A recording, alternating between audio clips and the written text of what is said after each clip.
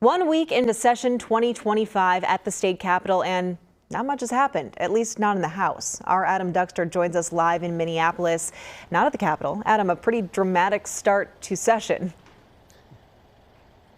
Yeah, Maria, in many ways, the drama continues today. As you mentioned, DFLers holding that press conference here today in South Minneapolis, not in St. Paul.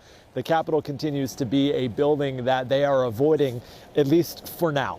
But in many ways, despite all the drama of this week, they say it's business as usual, laying out their top legislative goals for this upcoming session, insisting that they're still working, still doing their jobs, even if they're not necessarily going to the office, so to speak.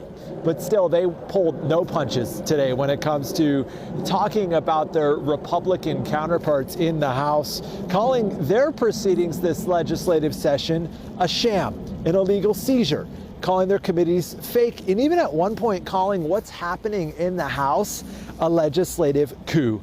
DFLers say right now a main sticking point is the situation involving elected Representative Brad Tabke of Shakopee. And Republicans, as you can imagine, have been ultra critical of how DFLers have handled this situation. But this morning, top DFL officials described the situation and really as fighting for what you believe in.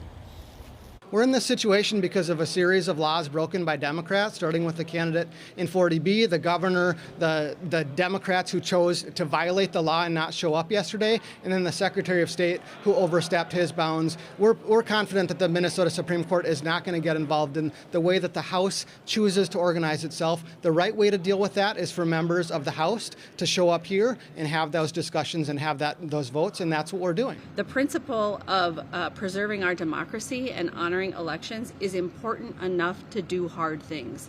Sometimes when you aren't willing to stand up for something, you have to ask yourself, do you really stand for it in the first place? And what we're doing is hard.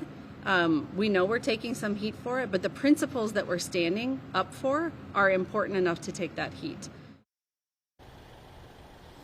So again, Maria, just a lot of drama and a pretty much a bit of a mess of a situation at the Capitol, but there still is work to be done. And DFLers are insisting they are still working. They're still meeting with constituents and drafting up plans for the legislation they'd like to see passed this upcoming session. I'll have a full breakdown of all of those points, as well as back and forth from both sides, coming up tonight on the News at 5. Adam, thank you so much.